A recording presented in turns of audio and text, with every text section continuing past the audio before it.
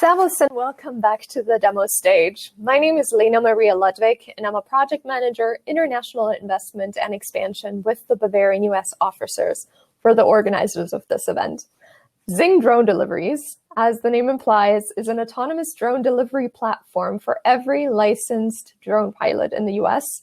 Founder and CEO Ian is here with me today to talk a bit more about this. Hi, Ian. Hi, Lena. How are you? I'm good. How are you? I'm glad we can hear each other. We can see each other. Perfect. All right. When you're ready to go, you can have the stage. Thank you. All right. I appreciate it. I'll join you after for the Q&A. Okay. All right. Let's see here. Go ahead and start the slides. Okay, so hello everyone. My name is Ian Ace, and I'm the founder and CEO of Zing Drone Delivery. Thank you, Lena, for the introduction. So basically what I want to do here today is talk about the achievements we've made so far at Zing, and also UTM, what it is in a basic format, and kind of how the future of drone delivery is going to be dependent and interact with UTM. So it all sort of started with an idea. I was out flying my drone one day and I thought about what is currently possible. So I could see through the FPV screen of my drone a Taco Bell nearby, and I could also see like a residential community pretty close. So I thought to myself, what if I could pick up something from that Taco Bell and deliver it to that residential community? And that's kind of where it all got started. But of course, as I started looking into it further, there's many regulations involved with drones. The main one in this instance is the line of sight regulation. So the drone had to be within my visual line of sight. So if there was any trees around me, that was kind of blocking my view out that way. And if there was a building on the other side that was blocking my view out that way, it really limited where I could fly. And as you can see here in a cityscape type environment, these limitations really prevent drone pilots from making deliveries anywhere within an urban or even suburban area due to trees, buildings, and anything else that might interfere with your line of sight. So at Zing, we started thinking, okay, if there's these limitations in place, what can we do? So places like the United States have a lot of rivers. There's over 3 million miles of rivers here in the US. And the thing about rivers is that we build bridges so that our vehicles can get over them in key locations. However, not every key location has a bridge, and sometimes it requires driving up to 30 minutes around a river just to get as far as a stone's throw across it. So we thought, all right, let's go ahead and try and find these key locations around where we are and make deliveries over those rivers where it might make sense for businesses. So we call these delivery pathways at Zing, we call them Zing Air Bridges, and the places where people can pick up their drone delivery orders, Zing Access Points or ZAPs. So here's a video showing one of our deliveries over one of our Zing Air Bridges. Drone deliveries are coming to the United States faster than you may have imagined. It's a quick, convenient, and environmentally friendly alternative to traditional food delivery systems.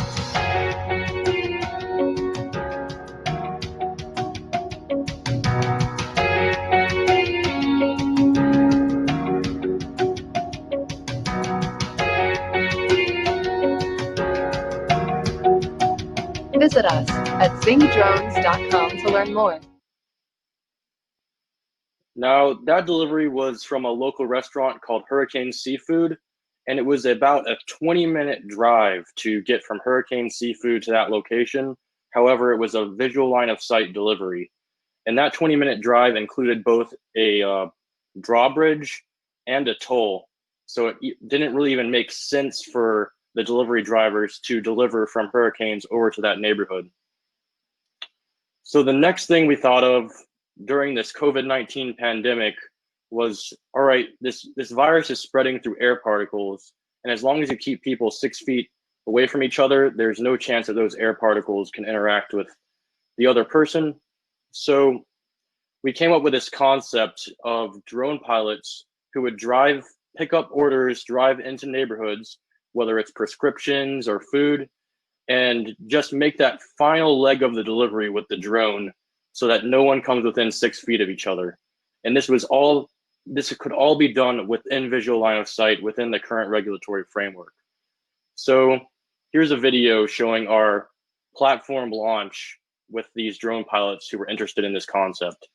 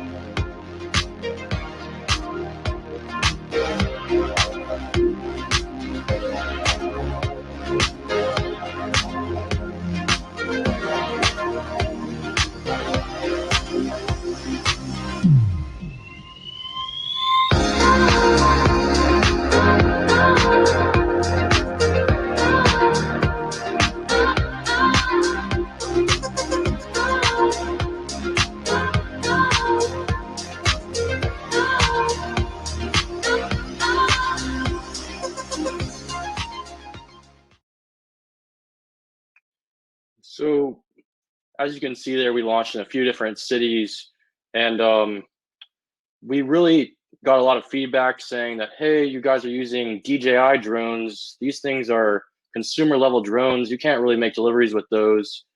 And after all of our testing, we knew that clearly it was possible to make these lightweight deliveries with these small drones. So we decided, all right, what's the maximum that we can do with Part 107? So we found the tallest skyscraper we could in downtown Miami. And since it was within visual line of sight, and one of the rules states that as long as you're within 400 feet of a building, you can fly 400 feet above it, we found this 700-foot tall building, and we said, okay, let's make a delivery to the top of this thing just to prove everybody wrong that these DJI drones can not make deliveries. So we went ahead and did that delivery in Miami. And one of the cool things about this building that I'm going to show you is that the top of it actually converts into a skyport for air taxis to land on. The pool area does. And I believe that we were the first unmanned vehicle to land on top of that skyport.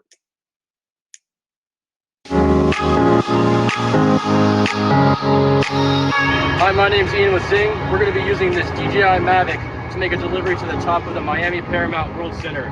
It's the tallest building in downtown Miami at 700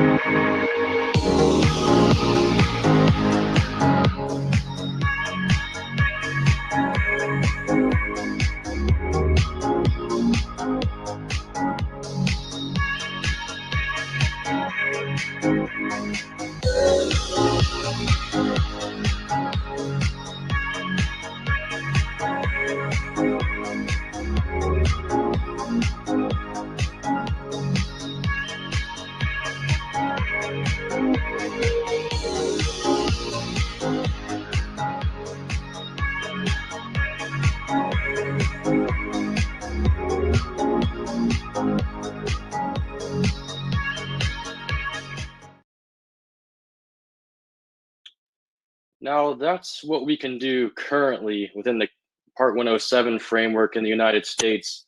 But what does the future of drone delivery look like? And NASA and FAA, along with other regulatory bodies around the globe, have been working on this concept called UTM, or Unmanned Traffic Management. And as you can see here, where there used to be a limitation that the drone pilot could only fly within visual line of sight, UTM opens up the entire airspace underneath 400 feet to drones to interact with one another. So the main question that comes up with that is, how do these drones deconflict from one another? In normal air traffic management, you have air traffic controllers on the ground letting pilots know how to deconflict, but there's going to be so many drones, maybe millions of drones, that you can't really have an air traffic controller network at scale controlling those flights. So the concept is to make the entire thing digital.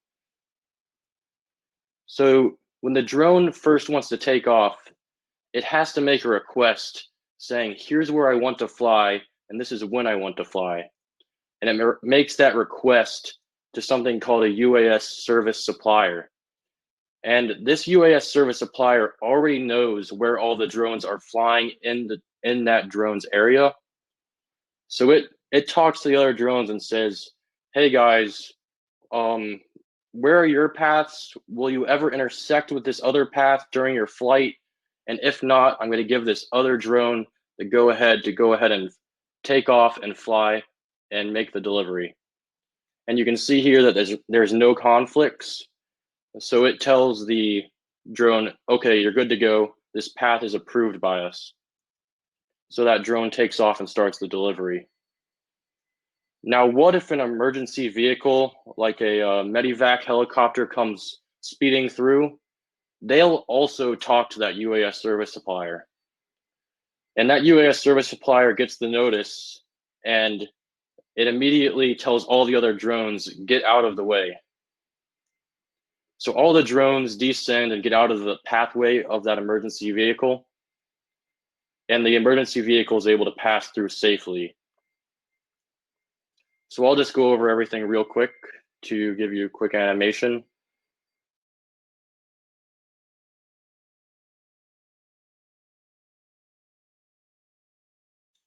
So there's not just one UAS service supplier, there's a network of them. And all of these UAS service suppliers, known as the USS network, are talking with each other in real time to let everyone on the network know where all of the drones are flying from all the different companies and keep their paths from conflicting with one another. And all of the UAS service suppliers are also talking to one central database in the United States that's known as FIMS, or the Flight Information Management System. And that's sort of the regulatory database that keeps track of everything. And well, thank you. And here's my contact information. If you want to know anything else about UTM or drone delivery, please don't hesitate to contact me, and I'd be happy to take any questions. Well, thank you for the presentation, Ian. I love that you put the little personal spin in the beginning. We all want to know what founders thought, why they founded their company. So let's take some questions from the audience. I see one comment that says you guys should go with the I just got zinged campaign. I think that's good. Well, something to think about. And we have one question from Claudia. She says, where do you find the drone operators that work with you? So we find the drone operators all throughout the United States. We have people applying from all over the place, but we look mainly for people in suburban areas that have low tree coverage and that we can safely assume that they can perform those visual line of sight deliveries right now. But in the future, once beyond visual line of sight is enabled, and we can access drone pilots who have drones capable of performing those missions, we're going to start looking everywhere, trying to find anyone who can perform flights with us. Okay, so is it currently hard to fly within city limits? Or is it just the view that you need to fly? Yes, so within city limits, it does make it difficult because you have all those buildings around you and you have the visual line of sight restriction. But another thing is controlled airspace with airports. However, with UTM, the first component of UTM was something called Lance, and Lance enabled drones to fly within 5 miles of airports. So that's kind of opened up these cities to more drone flights. However, that visual line of sight restriction and another restriction, the flight over people restriction, both make it difficult right now under the current regulatory framework, but new regulations are coming out. to enable those flights. Okay, yeah, so this is why the over-the-river delivery is very perfect for that. Yeah, so it does seem like a little Uber for drone deliveries, technically, because you're providing the platform and you have someone operating and actually doing the delivery. Do you think generally delivery services will pick this up in the future? I hope so. I mean, like, but yeah, I have a strong feeling that delivery service will pick this up, especially in once the beyond visual line of sight becomes more viable. And what we were also hoping with like our Zing air bridges that go over these rivers, we can maybe link into some of those delivery networks where they can pick things up from those Zing access points to potentially save time on driving. And a lot of companies out there, for example, smart mailbox companies like Valkyrie, they're building that infrastructure within neighborhoods to allow drones to make those deliveries straight to the center of a neighborhood in like a community type of mailbox. So yeah, I think that delivery service providers will start using this in the future once beyond visual line of sight becomes more friendly. I mean, like more possible with the regulations. Yeah, I guess we have something to look forward to. I'm looking forward to getting my first delivery by drone for sure. Yeah, so thank you so much for joining us today in the demo sessions. I hope you can take some time and enjoy the conference. Yeah, thank you, Ian. Thank you, Elena. I really appreciate it. It's been fun. It was. Have a good one. Bye. You too.